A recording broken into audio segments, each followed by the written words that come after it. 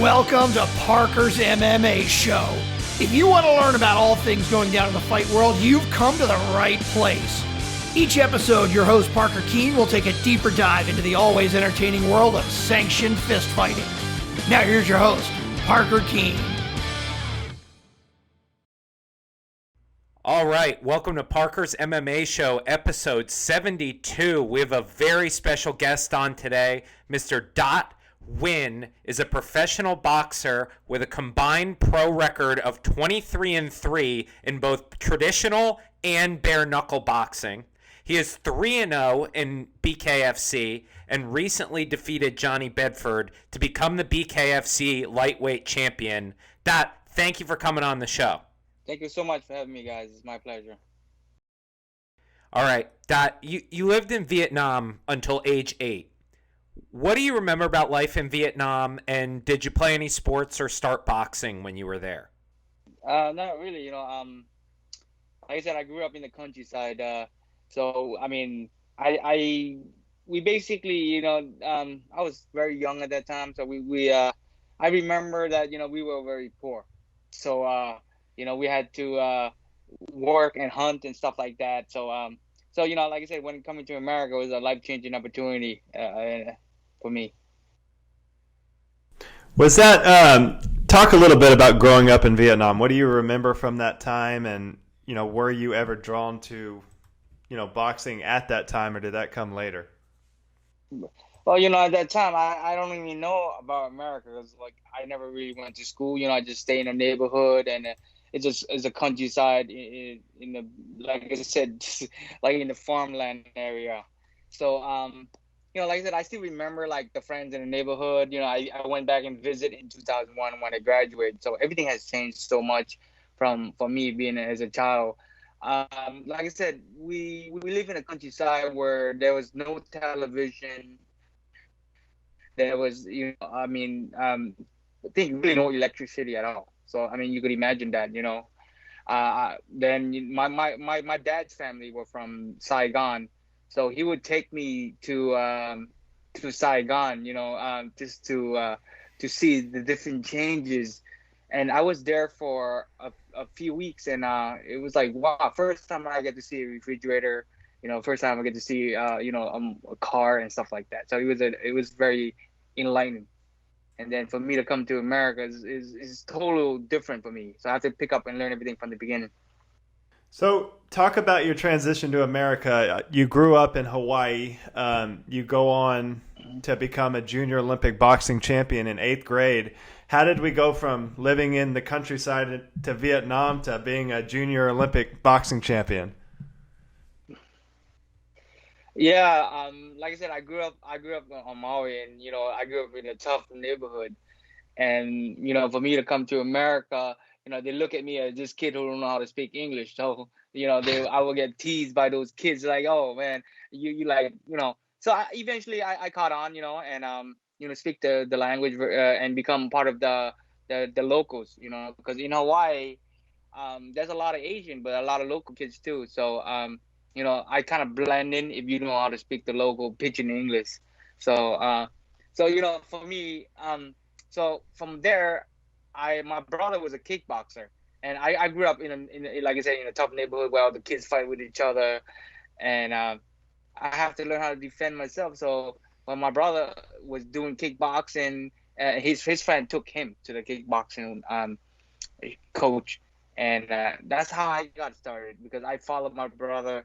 He wouldn't like me following him.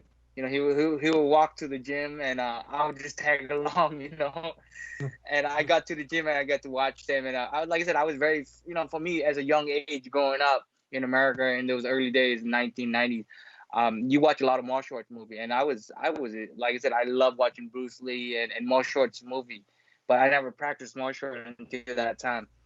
And when I got the chance to do it, I was like, wow, I'm gonna try to be Bruce Lee then. So how often do you get back, Dot, either to Vietnam or to Hawaii? I like I said, when I graduated from high school, I got a full scholarship for the Olympic Training Center, Northern Michigan University. So I basically packed my bag and decided, look, I'm gonna succeed regardless what I'm gonna do. Because I chose to be a boxer at that time and trying to be in school at the same time. I studied computer information system, so I did really well. With the computers. So, but I always had to become a champion. Because everybody had high hopes of me, and that was my main focus. So when I left in 2001, I went to the Olympic Training Center, went to school there trying to make 2004 Olympic, and then I turned professional. And it took me for so long. I did went back to visit my family there in 2015, but and then that was only a few times that I went back. But like I said, I live in Florida for 15 years now, so I've been traveling a lot too. But I settled here in Florida and became a champion here. So was boxing just the path the whole way? Once you got to Hawaii, that was your mindset, as you wanted to be a world champion boxer? Like I said, as a kid growing up, and I did karate, I did kickboxing, and boxing was the only opportunity because during the '90s, you watch Mike Tyson on TV, and he's making all this multi-million-dollar, and you watch Oscar De La Hoya, and MMA wasn't even legal then. It was just coming out, and you watch those stream and like, oh, this is extreme cage fighting, those crazy stuff. So the UFC was very new, but I wanted to be a boxer because that's where the money is at as a professional athlete. If you want to do combat, that was the only sport you could actually do and make real money. But like I said, I was focused on school as well, and I wanted to be a computer science major in college. But I had to pick one, what route I'm gonna go. So when I got that scholarship for the Olympic Training Center, it gave me an opportunity to say, look, maybe now that I'm gonna turn professional and be the first Vietnamese ever a world champion in boxing, and that was my main focus. And I said for the past 15, 16 years, that's how I was my main focus. But I realized the sport is not what you imagine. It's a lot more difficult once you get into it deep down. So talk about that. I've heard in previous interviews kind of your frustration around the boxing business and the politics and everything that goes on. Talk about just kind of your career in general and what let you down about the sport. In the sports of boxing, I like I said, I had some friends that really made it big, like Timothy Bradley, a couple other ones that really made. But I think Tim was my teammate that really made it, like prime time, and fought Pacquiao 3 times and became one of the big names. So during that time when we was in college, we all of us had high hope. We was going to be a superstar one day in the sport of boxing, and we was going to make millions of dollars. But we didn't know the business side of boxing. There's a lot of promoters out there, and they look to promote you. If you don't have a good promoter, you're just going to be fed as an opponent. And like I said, I didn't have a good promoter, but I was a good fighter. And like I said, it takes a really good promoter and a good team to build you into a superstar. And if you don't have that, then you just a journeyman, and you just one of those good fighters that never got. And then if you one of those good fighters that don't have a good promoter, those fighters not gonna want to fight you because they don't want to risk their career, to fight you. Because in boxing, they have this way of thinking that if you have a loss, your career is done. It's unlike MMA, where they put the best fight together, and a lot of those guys in MMA, they don't have a perfect record, but they wanted the biggest draw out there. Look at McCormick, he lost 5 times, he's still the biggest draw. Boxing, it's like once you have 1 or 2 losses, you're not a good fighter anymore. So that's how it is in the sport of boxing. I just kind of learned it like that. Obviously, I agree with you, too, that I think you're a fantastic boxer. What are some of your favorite fights looking back on your career that, for fans of you that could go back and watch and kind of remember kind of your best nights as a boxer? I would say, like I said, my best wins were my last fight in boxing because I fought a kid that was undefeated, and they was building him up as the next superstar. He was ranked number 1. He was ready to fight for the world title, his next fight. So they look at me as a tune-up fight. And, like I said, I was young. Like I said, that fight, it really made me mature. Because then I said, I've been, when you're in your 20s, you have a lot of things psychologically. You like, oh wow, you want to go into a fight, and like, did you train enough? You have all this anxiety. Fight In that fight, I fought this kid. He was undefeated. I was 51 on the dog, and I told myself, Miguel Flores. yeah. So I told myself, and I said, you know what? I'm just gonna go in this fight and have fun because I don't care what the result is because I'm such a big underdog. Everybody counting me out, but I'm gonna prove everybody wrong. And that's the thing, I changed the way that I fought, and it made me a different fighter today. Because you go in there and you're looking to win, and that's the only choice. And you gotta have fun in there. You don't put too much pressure on yourself. And that's, like I said, I made the fight a lot easier by doing that, and I won. It was a long shot, and I won. Do you think that's because just Billy? Do you think that's just because like how boxing is set up? It's just like you said, if you have one loss in boxing, your career can be over most times. Is that just kind of that was your mindset as a young fighter? Yeah, I mean that's how it is. Like I said, when I lost my first fight, I mean everybody, I could see all other people around me. Because I was so good in training that I fought world champion, and I just be at their level. So everybody had really high hope for me. My manager and everybody, like, they already know I was gonna be a world champion one day, if just they'd give me the opportunity. But when I lost my first fight is because I was overtrained. I was overtrained. I fought my fight on I think it was my 11th fight, my 11th fight or 10th fight. I fought on ESPN. It was a war against Castula Gonzalez. We were the co-main event on ESPN, and I fought in a war against this guy that was wanted to beat me. So I won a unanimous decision after 8 rounds. So my hands were bruised up, and my manager was like, we got an offer for another fight in Arizona, and that's when I lost because my hand was so bruised up. I told my manager, I said, look, I'm so burnt out I got 9 fights that year. It's kind of unheard of, right? You have 9 fights within the 12. Yeah, I mean, I basically trained. After each fight, I would get back in tip-top shape. I don't even take a break. So I fought 9 fights that year, and that's the fight that I got me burnt out. And I just, like that, I had nothing left in the fight. I went to Tucson, Arizona. I was cutting weight, sucking weight, and that fight was very close. I thought I won that fight really, but like I say, if you overtrain, you burn yourself out. You can't perform. And that's when I had my first loss. I could see everybody around me change because then it seems like my career is heading in a different direction now. And like I said, I had that one loss, and then I have to reset and have to rebuild up again. And I didn't have a promoter. They basically just kind of give me last minute fight. They gave me like 4 weeks, 3.5 weeks. You want to fight on this and this, and I didn't have a trainer.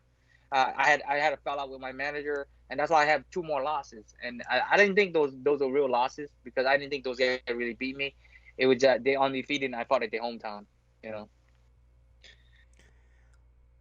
Looking back on it, Dot, do you think of like kind of the way your boxing career went and the way that it matured you? I mean, I'm sure at the time it was very disappointing, but now do you look back on it as a blessing? I mean, you're the lightweight champion of bare-knuckle FC. I'm sure you're getting paid, better than you were definitely at parts of your boxing career. Do you look at it as a blessing, or is it still disappointing for you? Absolutely. I wouldn't be the fighter I am today if I didn't have those experiences. Like I said, I would beat myself hands down, easily, with one hand, compared with the best Dat Nguyen 10 years ago. As you get older, you get more mature, and that's the thing about fighters. You mature as as you get better and better. If you look at Canelo Alvarez, you see him now. He matures as a fighter. A lot of fighters don't mature. I mean, they can look really phenomenal. They've never been in a tough fight. You mature. Like I think I'm a mature fighter now. I have, like, when I fight in there, I have no anxiety. I mean, as long as I do all my training, and that is the highest level you can go in there. And I think everything is perfect timing. God has a plan for everything, and now is my time. So let's talk about where you're at right now. Of your 3 bare-knuckle fights, which is your favorite and why? I said my first fight. And first fight because I fought Travis Thompson. He actually has 22 professional boxing fights. So he grew up with a boxing background.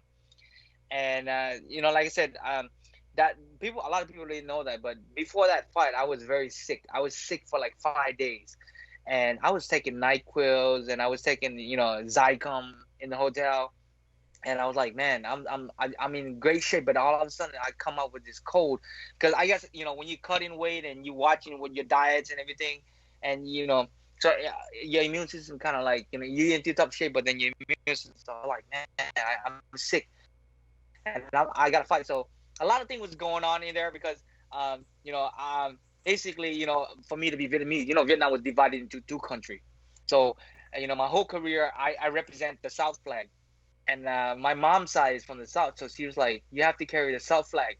And then other people was like, people from Vietnam, they're like, you should just carry the North flag. And I was like, man, I want the whole country to, because Vietnam is very sensitive when you talk about politics, and the North flag basically is a universal flag that's recognized around the world, and for me to not have a flag, and I'm Vietnamese, I don't get to represent where I'm from. So during that fight, I said, you know what, I'm gonna carry the flag that is recognized worldwide, and I basically, my mom called me, blow up my phone. Everybody in my family was like, and then I got death threats. They call up the promoter, David Feldman. They're like, you carrying this flag, we're gonna crash this.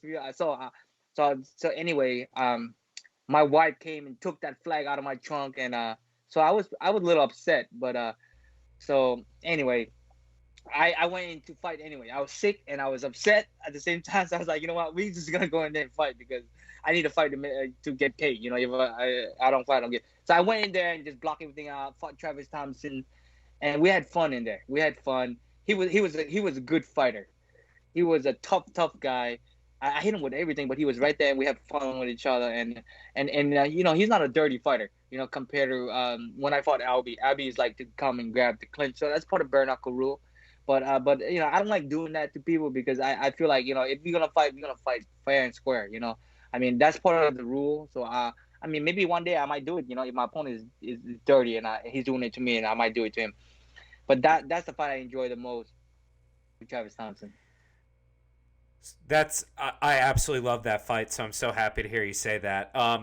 But the fight you're probably most well known for in the bare knuckle world is obviously your title fight, most recently with Johnny Bedford. It's an absolute war, and you're able to just maintain your counter punching, maintain your accuracy the whole time. How do you maintain that kind of focus in a firefight? It's bare knuckle. You're in that small ring. How do you stay kind of in the moment there and keep your technique? The thing about it is like, bare knuckle is like a real fight, and I grew up in Hawaii. So when you do a real fight, it's a man to man, and you have to like, you want to see who's gonna be more macho, and I think maybe just like the real me kind of came out there.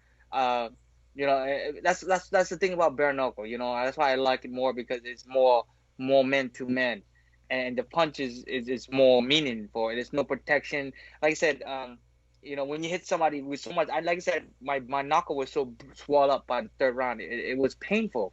A lot of people don't know that. Like I said, I gave a lot of.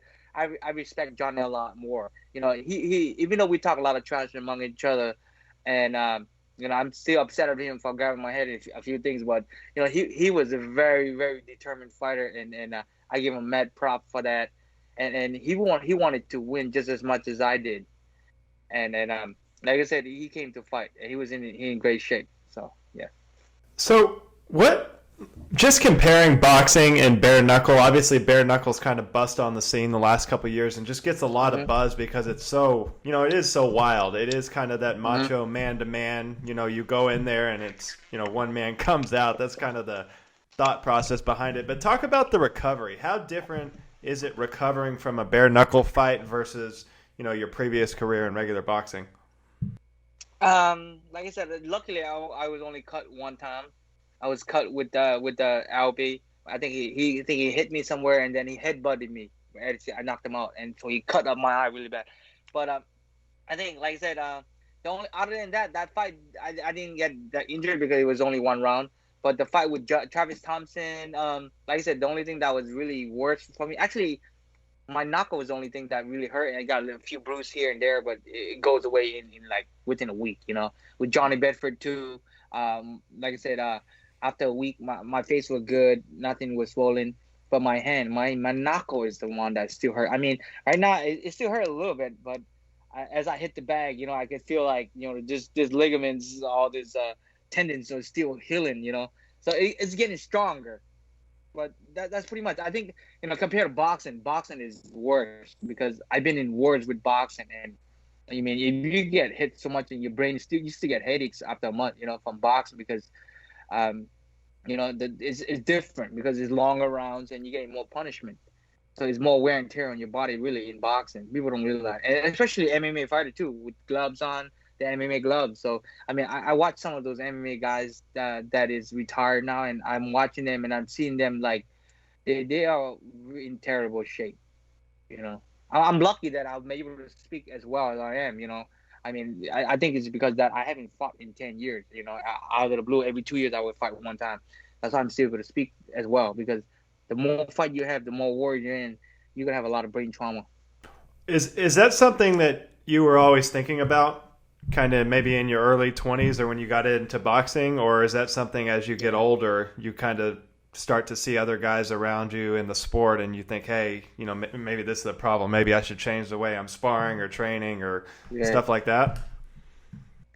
Like I said, as I get older, I ran a boxing gym for 10 years. I own a boxing gym, and I teach a lot of students and a lot of kids, um, and that's the thing, I learned how to develop a different style where I don't take too much punishment because a lot of people just know how to teach offense because offense is very easy to teach where you teach how to throw a punch to hurt somebody, but teaching defense is a lot more difficult.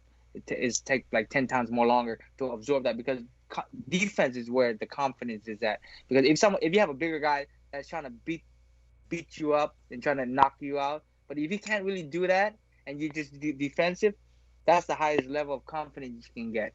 And I think for me to be able to do that and learn that within the 10 years, that's why I have the confidence I have today. So yeah. So that, I mean, over the year, as I can see that as a fighter, they need to not get hit because if you just go in there and try to hit somebody, you're gonna get brain damage. So you want to get better at it, but without getting brain damage. So that kind of leads me into my next question. Obviously, you're a guy that's been around for a long time around the fight business. What is the best piece of advice that you could pass down to the next generation of fighters? See, a lot of fighters they train so hard and they go in the gym and they spar hard. I'm telling you, you want to spar smart. You want to hit because every time you go in there and into the ring and you spar, you get brain damage. You get hit no matter with headgears on or not. Those are slowly tapping on your head, and you're not gonna get. You probably gonna get slightly a little bit better, but you're gonna have just as much brain damage, and it's not gonna be right away. I mean, it's gonna be like a couple years down the road. And I mean, trust me, I've been in this sport for long enough, and sometimes I still have that when I'm talking and I'm like, man, shit, maybe I got hit a little bit too much. I try to connect those things together. But like I said, as a fighter, try to absorb as much knowledge without taking punishment. And a lot of trainers nowadays, they just want the guy to go in there and beat the crap out of each other, and they don't learn nothing. Next thing you know, they're taking all that damage, and their careers are already over before they even started. I know so many great fighters, so many national world champions. They never made it pro. They never made any money. Is that just because all the wars they suffered in the gym when they were growing up, and they just never were able to put it together? Man, right? Yeah. And there's Max Holloway is one of our favorite fighters, and he's spent a lot of time talking about that over the last couple of years. Is you only have one brain, and right. Once it's gone, it's gone. All right, let me transition here. I'll ask you another question. In your mind, what makes a great fighter, and what makes some of the greatest fighters we've seen in both boxing and MMA? What kind of characteristics? I think to be a great fighter, you got to be a little crazy. So I mean, trust me, you have to be a little crazy where you have the you have to get to know, like, have the fear of, not fear, but like have the ability to engage, in a situation where, if your fight that's the fighter wants to fight you, you have to have that, and you basically it's heart. Heart is very important. I mean, a lot of people said heart can be taught. Yes, heart can be taught. It depends on the situation. Like you said, if you're struggling and you're poor, you have no choice. You gotta have heart. You gotta feed your family. Then it's different. So I grew up in that situation. So I like, man, I'm never giving up. And that's why the people who has a struggle upbringing, have a lot of heart. I mean, if you watch Rocky, when if you, I love Rocky movie, right? Yeah. So when you see Rocky, when he looking at when he's in difficult fight, he look at those scenes that he been through and his family struggling. He digs deep. He dig deep. That's what heart is about. So I asked this to all the fighters that come on the show, but for the rest of 2021, what are your goals, both personally and as a fighter? Me personally, like I said, I like to do a lot of things. I have so many ideas. Like I said, I ran a restaurant. Now I'm kind of bored of it. I ran a boxing gym for 10 years. I was bored of it, so I kind of gave it away, sold it to my friend, and then I opened a restaurant. Now my wife, she's like, you know what, she's kind of bored of the restaurant business again. So we learned everything from the beginning, and I have so many different ideas like I want to do, like starting e-commerce business and things like that. But as far as with fighting, I achieved my goal as being a world champion. Now, what is the next thing? I want to achieve greatness, So maybe for me to achieve greatness, I have to go up to another division. If I'm just going to keep defending my belt at 135, I'm not going to be known as the greatest fighter out there, right? So if I haven't become a world champion already in bare-knuckle, and I like to go up to 145 because that way if I win the title at 145 and then win the title at 155, that's where greatness is. You want to achieve something that's impossible. Look at Manny Pacquiao, 8 division world champion, and look at June Jones. He wants to move up to heavyweight because you have to test yourself, and that's how you achieve greatness. If you just stay in the same division and you just fighting the guy that you already know you can beat, you're not gonna achieve greatness. And that's what right now, bare knuckle 135. I don't think anybody can beat me. I'm gonna go out for 145 and challenge myself.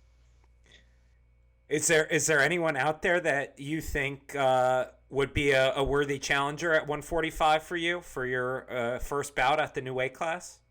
Like I said, you don't know until you go in there because fist fight is totally different. It's You can have all the skill in the world, but if you have somebody like Jason Knight that is tough as hell, he's not going nowhere. You can hit him with everything, and he's there right there. He throw a punch back, and then that's the thing I like about bare knuckle because it takes so much guts and heart, and then like that's what some fighters are. Like look at Jason Knight versus Autumn LeBeouf. Those guys are really tough fighters, and you hit them with everything, and they stay right there in front of you. So Jason Knight is one of the fighters that I respect, and he's a very respectable fighter as well.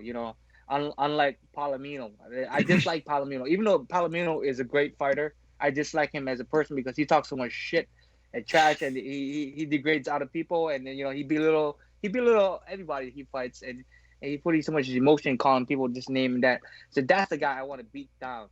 Even though he's a great fighter, I just dislike him because I want to beat the crap out of him. You know what I mean? That's how you do it, right? Yeah. Well, hey man, we got one segment left. We do it with everyone who comes on the show. We call it our rapid fire segment. It's going to be 5 rapid fire questions, not about fighting. So try and theme it for every guest. Obviously, you're a Hawaiian guy, so I got you 5 rapid fire questions about Hawaii. Let me know when you're ready. Go ahead. All right. Question number 1. Who is your favorite athlete or celebrity from Hawaii? Really, huh? I gotta say, what is his name again? The I can't remember his name. That's terrible. He plays in the Lion King. I think he also played Bruce Lee. I can't remember his name. He's from Hawaii though. Remember the guy that plays in the Lion King? He's Asian a little bit. He's a little mixed Asian. But also The Rock. The Rock is also from Hawaii, and I like The Rock too. Yeah. What is the best food or restaurant in Hawaii? the best food. Man, I love poke. You know, like I said, poke, like, you know, so I love those food in Hawaii. So every time I go back to Hawaii, that's the first thing I do. I go to all the grocery and they have poke right there in the grocery store. Here, you don't find that around here. I mean, you find sushi, but they make it like different. Yeah. If you were to design a massive fight in Hawaii, bare knuckle or boxing or MMA, whatever it was, what venue would you hold it in? I think the Blaisdell, you know, Honolulu, that's the biggest one. But you know, like I said, I grew up on Maui, Hawaii, so Maui Memorial Stadium. I mean, I fought there a dozen times, so I would love to do it on Maui. It would be sold out. So, but the Blaisdell Stadium is the biggest one, so that's in Honolulu. It's a wild, yeah. Okay, question number 4. What is something that Hawaii is not known for, but it should be? Not known for, but it should be. I would say it's for fighting. You know, I think well, they are known for fighting, really, right? So, what should known for? That's gonna be tough. Like, what's a hidden gem? Yeah, it is a hidden gem, right? So, I don't know. I can't answer that one. That's a tough one. Okay, last question. Where is your favorite beach in Hawaii? I think Little Beach. You've been to Little Beach? I've never been to Hawaii. I like Big Beach because it's a big beach, and then you go over the mountain, you go to the Little Beach. That's where the naked people's at. You know, there's like you go over to a little mountain and Big Beach, and then you go over there. That's where they have the nude beach, but that's where a lot of hippies are at. But it's all cool, you know. We go. You know, it's Hawaii is a lot of great people out there. It's a fun place to live. That's awesome. Very cool. Well, Dot, thank you for coming on the show. Let the people know where they can find you on social media and any shout outs that you have. Yeah. I want to thank you guys all for having me today. You guys, Park and the Absolutely. And look, if you can find me here on Dat Be Dat, you know, at Dat Be Dat, you can't miss that. So I'm everywhere on social media. So Instagram, Facebook, you can find me on there. Okay. Thank you so much, guys. Awesome. Well, looking forward to your next one. Thanks a lot. All right, man. Best of luck. Thank you. Thanks. Texas Trees is the premier tree care company in the DFW area. Whether you need basic maintenance or specialized services, when it comes to trees, we've got you covered. Pruning, chipping, bracing, and cabling, even root barriers and disease control, we do it all. And if you aren't sure what you need, we have certified arborists on staff to point you in the right direction. Visit us at northtexastrees.net. That's northtexastrees.net.